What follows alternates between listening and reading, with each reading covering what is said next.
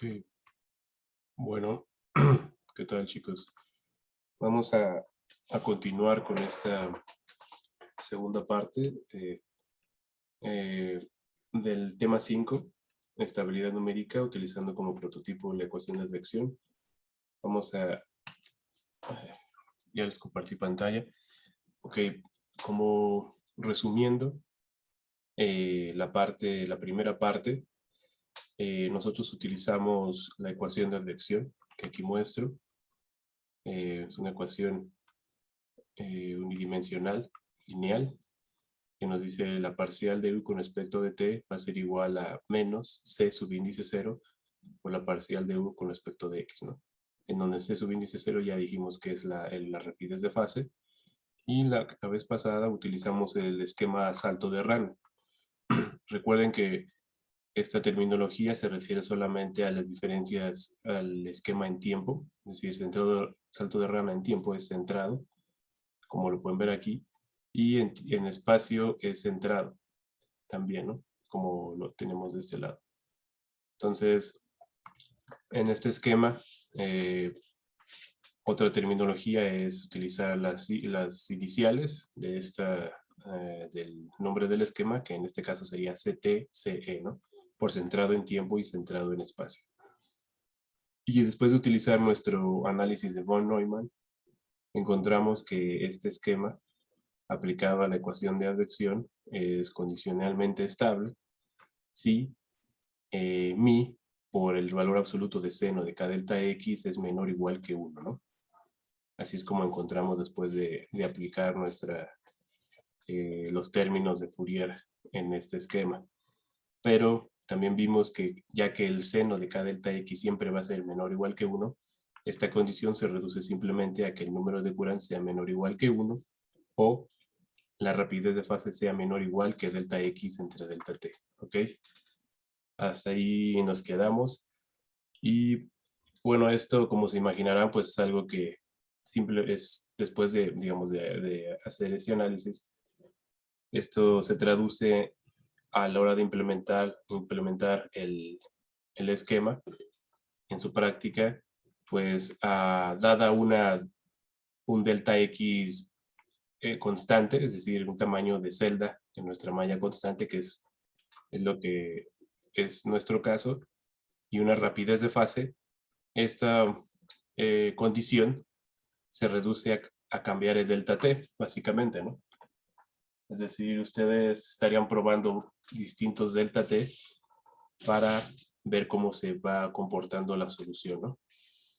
Eso es básicamente lo que tendrían que hacer. También pueden probar otras rapideces obviamente, de fase y ver cómo cambia esto.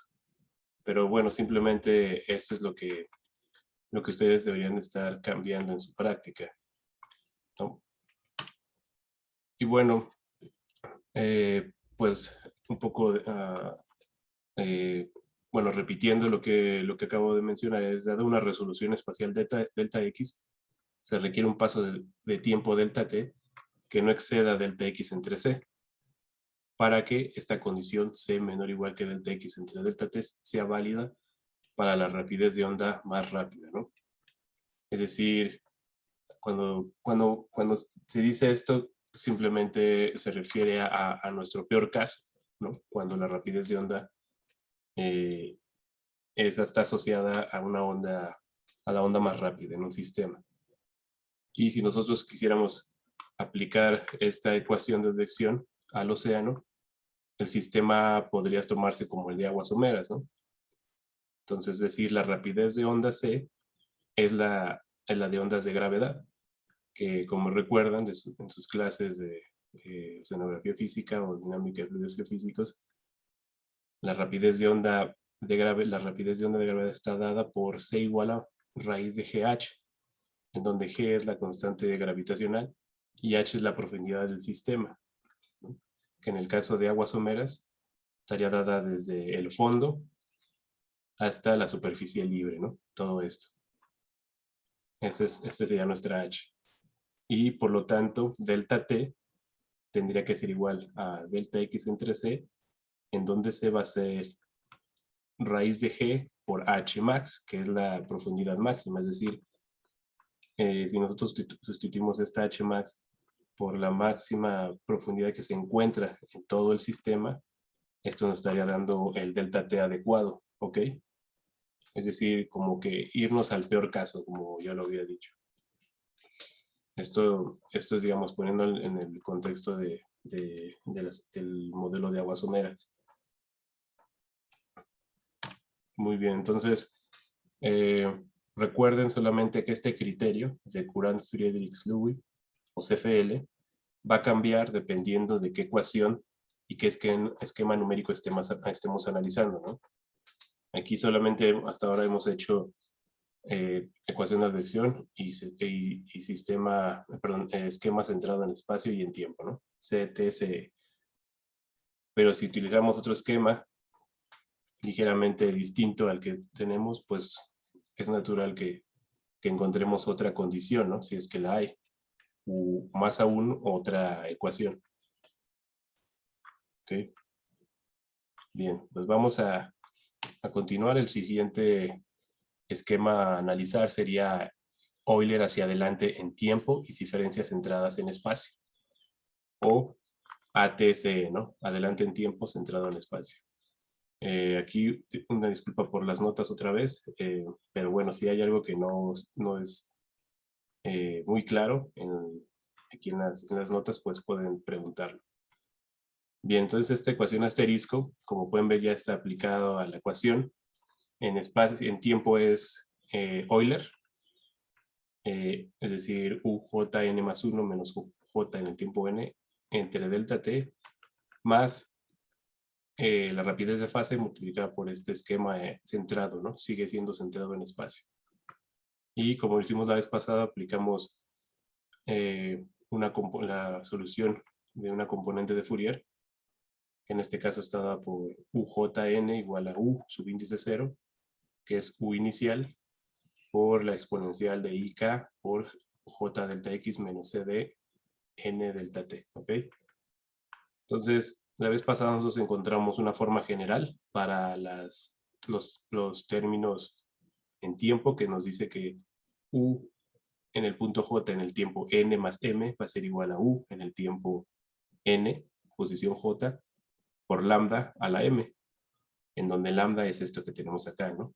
Entonces esta forma en general nos puede ayudar para derivar nuestros términos en tiempo, ¿ok? Que aquí ya tenemos UJN más 1 y UJN, ¿no? UJN simplemente UJN por lambda a la 0. Y en espacio vimos también que no están en términos exactamente de lambda, sino de la exponencial. Y en este caso tenemos los 3 y 4 son los mismos términos que se utilizaron en el ejemplo anterior, ¿no? Entonces ya tenemos nuestros 4 componentes que estaríamos, como recuerden, estaríamos sustituyendo en esta ecuación asterisco. Okay, entonces sustituyendo, obtenemos UJN por lambda menos UJN entre delta t más C por estos términos, ¿no? Que están en función de la exponencial. Y nos quedamos con nuestra ecuación 5, en la cual volvemos a factorizar UJN para eliminarlo de ambos lados. Y de igual forma vamos a, después de este siguiente paso, después de tener esta ecuación ya más reducida, vamos a utilizar nuestra identidad, donde dice que EI al alfa menos E menos I alfa va a ser igual a 2I seno de alfa, ¿no? En donde alfa aquí va a ser K delta X. Entonces eso, aplicándolo, obtenemos esta nueva expresión que es lambda menos 1 igual a menos 1 medio de mi 2I seno de K delta X. Aquí el 2 se va, ¿no? Y nos quedamos con la ecuación 6, lambda igual a 1 menos I mi de seno de K delta X, en la cual le vamos a aplicar nuestra definición de valor absoluto de número complejo recordando que lo que nosotros tenemos que obtener es, o la condición que tenemos que obtener es que lambda sea menor o igual que 1, ¿ok? Entonces, aplicando esa definición, nos queda que el valor absoluto de lambda va a ser igual a raíz de 1 al cuadrado, que en donde 1 sería nuestra parte real, y menos i por mi seno de k delta x al cuadrado, ¿no? Que es la parte imaginaria. Pasando la raíz del lado izquierdo, nos quedamos con esta expresión, en donde si ustedes pueden ver, pues es sencilla, de alguna forma, ya que nosotros solamente tenemos 1 más esta expresión al cuadrado, ¿no? Que es mi seno de k delta x. Pero como ustedes imaginarán, este lado, al estar elevado al cuadrado, siempre va a ser mayor que 1. Lo que resulta en que el valor absoluto de lambda va a ser siempre mayor que 1, ¿no? Esto significa que la solución, ya que no está cumpliendo con nuestra condición de estabilidad para el factor de amplificación lambda, va a decir que la solución siempre va a crecer en el tiempo, independientemente de cómo escojamos nuestro delta t, ¿ok? Entonces, como aquí el enunciado lo dice, no importa qué delta t busquemos, cuántas veces lo cambiemos a distintos valores, la condición siempre va a ser mayor que 1. El lambda va a ser siempre mayor que 1, lo cual convierte a este esquema a un esquema incondicionalmente inestable. Es decir, no existe condición de estabilidad en este caso. Siempre va a ser inestable, pase lo que pase. ¿Okay?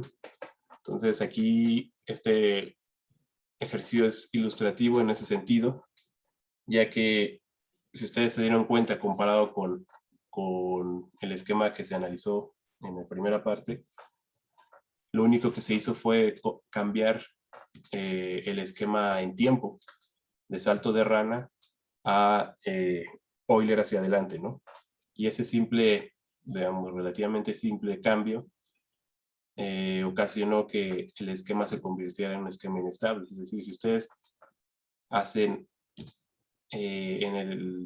hacen este ejercicio en la práctica, se darán cuenta y comparan, se darán cuenta cómo la solución en este caso va a explotar a los pocos pasos, ¿no? De tiempo. Ese es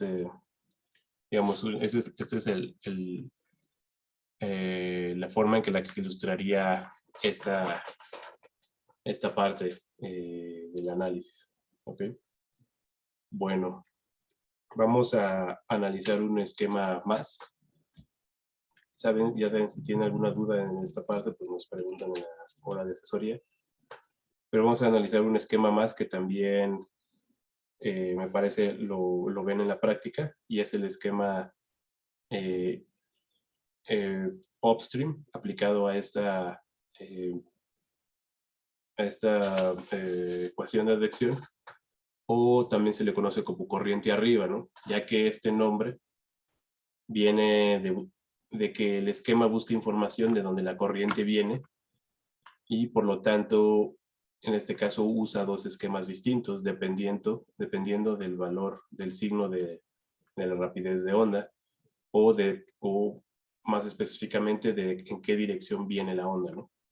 Entonces, en la ecuación 7 utiliza Euler hacia adelante, ambas utilizan Euler hacia adelante en tiempo, pero en espacio la ecuación 7 va a utilizar un esquema hacia atrás, en espacio, UJN menos UJ menos 1N entre delta X igual a 0, ¿no? Esto siempre y cuando C sea mayor que 0, es decir, la rapidez de onda sea positiva, y por lo tanto, si nosotros vemos nos imaginamos nuestro sistema coordenado con, digamos, con X apuntando, X positivo apuntando a la derecha, eso significa que la onda va a ir viajando de izquierda a derecha, ¿no? Va a tener un sentido positivo. Y en el caso de la ecuación 8, vamos a utilizar en la parte espacial el esquema, el esquema hacia adelante, ¿no? En espacio, UJ más 1 en el tiempo n menos UJ en el tiempo n entre delta x. Esto va a ser porque el primer punto en donde que va a analizar, o que va a, sí, a analizar es UJ más 1, es el punto que está a la derecha, ¿no? En nuestro eje. Y por lo tanto, es el, perdón, es el punto donde va primero a sentir la onda, si la onda tiene un signo negativo, es decir, va a estar propagándose de derecha a izquierda, ¿no? Con sentido negativo. Por eso es que primero aquí se toma en cuenta el punto J más 1 y el esquema es hacia adelante, ¿ok? Así simplemente como se define este esquema upstream. Y aquí en la implementación esto se traduce en condicionar su solución, ¿no? Cuando ustedes cambian el signo de la rapidez de onda, tienen que condicionar su esquema numérico o su solución de tal forma que cuando el valor sea positivo tengan que utilizar este, ¿no? La ecuación 7, y cuando la rapidez de onda tenga un signo negativo, van a utilizar la ecuación 8. Así, eso es lo que tendrían que hacer básicamente en su implementación, ¿no? Utilizar un condicional if. Y en este caso vamos a aplicar este método de Von-Neumann solamente a la ecuación 7, es decir, cuando se utiliza el esquema hacia atrás en espacio. En este caso lo renombramos con la ecuación número 9 y vamos otra vez a sustituir nuestros términos de Fourier en tiempo y espacio en la ecuación 9, ¿no? Después de hacer eso, como se hizo en los dos ejemplos anteriores, como siempre vamos a factorizar UJN en ambos lados para que se elimine, y después de eso nos queda esta siguiente expresión, que es lambda menos 1 igual a menos mi más mi e a la menos i k delta x, ¿no? Ahora, en este caso, utilizamos otra identidad. Afortunadamente tenemos muchas de dónde escoger, y la apropiada en este caso es esta identidad que nos dice que e a la menos i alfa va a ser igual a coseno de alfa menos i seno de alfa, ¿no? También tenemos una asociada a si se tiene el signo positivo. Entonces, sustituyendo esta identidad, nos queda esta expresión que dice lambda menos 1 igual a menos mi por todo eso por mi multiplicado por 1 menos coseno de k delta x más i seno de k delta x. ¿Okay? Pasamos o despejamos lambda y nos queda la expresión 10. Que como imaginarán, aquí ya esta expresión ya se ve más o menos una expresión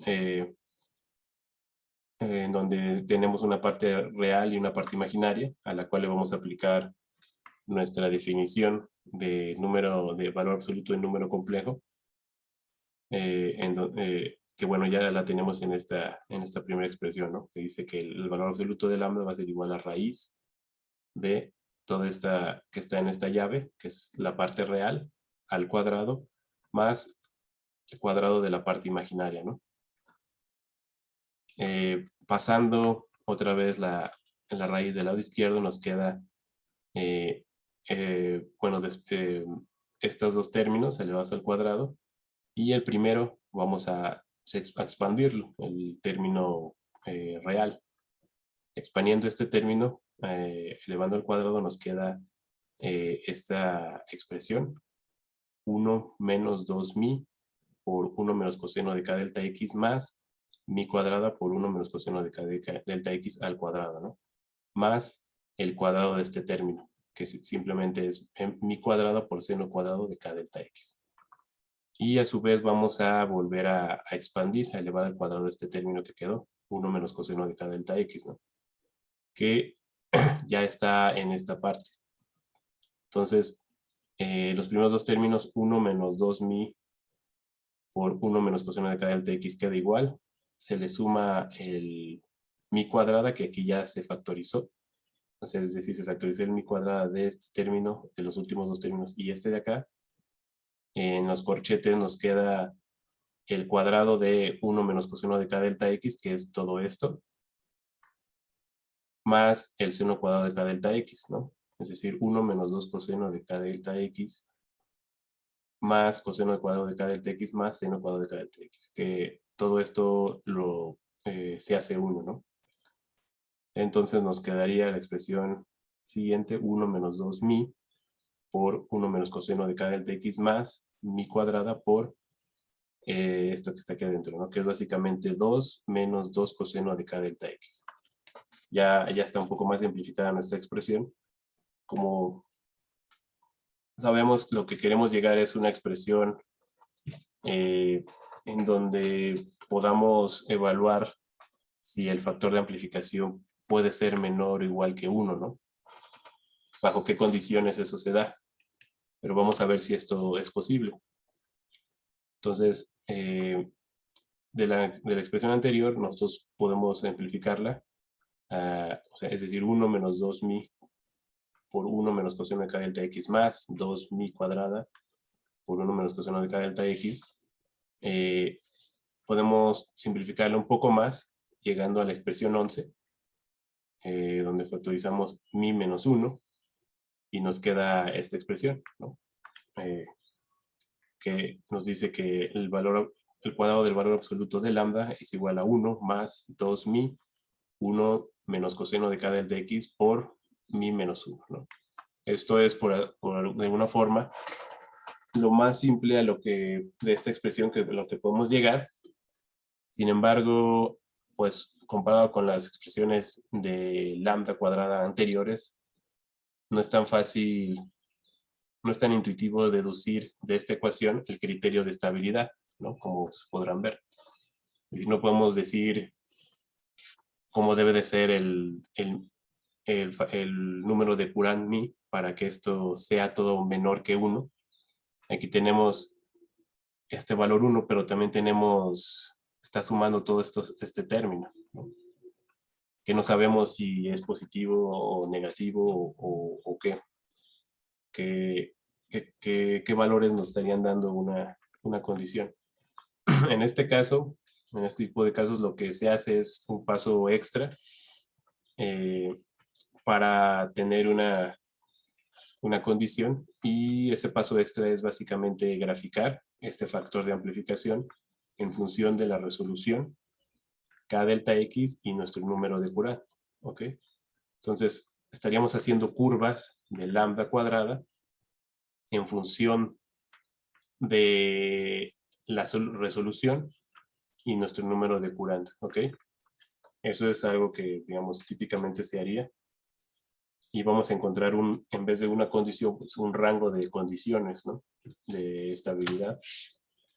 Y en esta gráfica, que la encuentran en el libro, la bibliografía básica del curso, tenemos precisamente estas curvas, que es en el eje Y, aquí tenemos lambda cuadrada, que va de 0 a 1.4, y en el eje X tenemos mi, nuestro número de Courant. Y los distintos colores de las curvas representan distintas longitudes de onda de esta solución, en medidos en número de delta X, ¿ok? Es decir, nuestro K delta X, sabemos que K es el número de onda, 1 entre longitud de onda, que aquí le puse lambda otra vez, sin que nos confundamos con el lambda que está aquí afuera. Aquí este lambda es el número, la longitud de onda. Y lo que vamos a hacer es escoger distintos lambdas, en este caso, que va a ser 2 delta X, 4, 6, 8 y 10, ¿no? Que son las que están aquí. Entonces, sustituyendo estos valores de lambda en esta ecuación, en el coseno, y también tomando varios distintos valores de mi, que va de menos 0.1 hasta 1.1, vamos a graficar, y eso es lo que obtenemos aquí. Como pueden ver, aquí hay un punto en donde hay dos puntos, de hecho, en donde todas estas curvas coinciden, que es el punto, que son los puntos 0 y 1. Y dentro de estos valores, entre 0 y 1, vemos que todas estas lambdas van a ser menores que 1. Es decir, este lambda cuadrada igual a 1, en este rango de mi van a ser todas menores o iguales que 1, ¿no? Que es en donde nosotros encontramos nuestra condición de estabilidad. Es decir, para lambda cuadrada menor o igual que 1, es decir, de aquí para abajo, mi va a estar siempre entre 0 y 1, ¿no? Es decir, estas curvas van a estar, digamos, acotadas entre 0 y 1 para lambda cuadrada menor que 1, ¿no? Lo cual implica que C debe ser positivo para garantizar la estabilidad, ¿okay? Ya que nuestro delta X y nuestro delta T siempre son positivos. Esto implica que C siempre debe de ser positivo, ¿no? Lo cual es algo que tal vez ya esperábamos porque estamos utilizando la ecuación 7, donde el valor de C siempre tiene que ser positivo, ¿no? Entonces aquí se dice que el esquema es condicionalmente estable siempre y cuando mi esté entre 0 y 1, ¿no? Si queda claro hasta aquí, saben que nos pueden preguntar, o también como les habíamos recomendado en la parte práctica, revisen el libro para profundizar un poco más. Esta parte es un poco para ilustrar pues este método y que lo puedan, digamos, estar conscientes de eso en la práctica, pero siempre es bueno estar revisando el libro, ¿no? Otra cosa que se nota de esta gráfica es que ustedes pueden ver que conforme que lambda se reduce cuando, es decir, esta lambda cuadrada se reduce cuando mi es menor que 1, es decir, en el punto medio más o menos mi igual a 0.5, vemos que todas estas curvas se hacen mínimas, ¿no? Llegan a un valor mínimo. Esto provoca que la amplitud de la solución decrece a cada paso de tiempo. Es decir, si nosotros para cualquier valor de lambda, 2 delta x, 4 delta x, 10 delta x, etc., nosotros escogemos un número de Courant como 0.5, vamos a obtener nuestra lambda mínima, ¿ok? Que está dada aquí en estos puntos. Por lo tanto, esa lambda mínima lo que va a provocar es que la solución a un tiempo hacia adelante se va a ir, digamos, se va a ir reduciendo, va a ir decreciendo a cada paso de tiempo, lo que va a producir que se vaya amortiguando la onda, ¿no? Van a ver que ustedes en los primeros pasos la onda va a tener una amplitud mayor y conforme el tiempo va pasando esa amplitud se va reduciendo y la onda se va amortiguando, va a llegar un punto en el que puede que desaparezca, ¿no? Dependiendo de su delta, de su lambda. En este caso se pueden imaginar que en el peor caso, en donde esa onda va a desaparecer más rápido, va a ser cuando utilizamos un lambda aquí de 2 delta x, ¿no? Porque ya ven que si se utiliza esa longitud de onda y un mi de 0.5, lambda prácticamente es 0, ¿no? Es decir, va a desaparecer esa onda a los pocos pasos de tiempo. Y bueno, esto también es bastante, digamos, útil de hacer este tipo de ejercicios. Ustedes lo pueden hacer en su práctica para ver cómo se comportan estas distintas condiciones, ¿no? Entonces aquí tenemos, en este caso para el esquema upstream, tenemos un rango de condiciones para el cual nuestra lambda cuadrada va a ser menor o igual que 1, ¿no? Que es todo este rango de mi de 0 a 1 para distintos números, longitudes de onda, ¿no? Ok, bueno, espero que esta parte haya quedado clara. Si tienen alguna duda, pues pregunten. Y sobre todo traten de aplicarlo en su notebook, ¿no? Bueno, vamos a pasar a la parte de las tareas. Aquí son dos básicamente, utilizando este análisis de von Neumann. La primera es realizar el análisis de estabilidad para la ecuación de advección usando esquema de Euler hacia adelante modificado en tiempo y diferencias centradas en espacio, ¿no? El esquema de Euler hacia adelante modificado básicamente lo que hace es utiliza el tiempo n más 1 menos el tiempo, la solución en el tiempo n, pero va a ser un promedio de dos puntos en espacio, ¿no? Es por eso que aquí tenemos menos un medio de uj más 1 más uj menos 1 en el tiempo n. Esto es un promedio de dos puntos, pero en el mismo tiempo n, ¿no? Ya que es Euler hacia adelante. Y en espacio va a seguir siendo centrado, ¿no?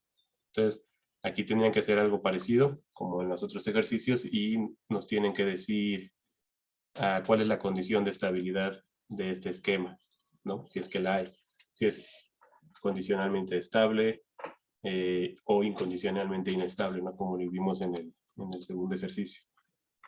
Y el segundo ejercicio de tarea sería el análisis de estabilidad a la ecuación de fricción de Laplace, con el lado derecho evaluado en el tiempo n, ¿no? En el tiempo, digo, en la esquema en espacio, ya que es una segunda derivada,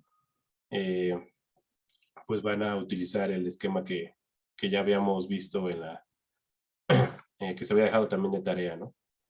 Esto va a estar elevado en el tiempo n y en tiempo va a ser centrado, es decir, salto de rana. Aquí A representa, ya que es la ecuación de Laplace, va a representar una viscosidad y ustedes van a tener que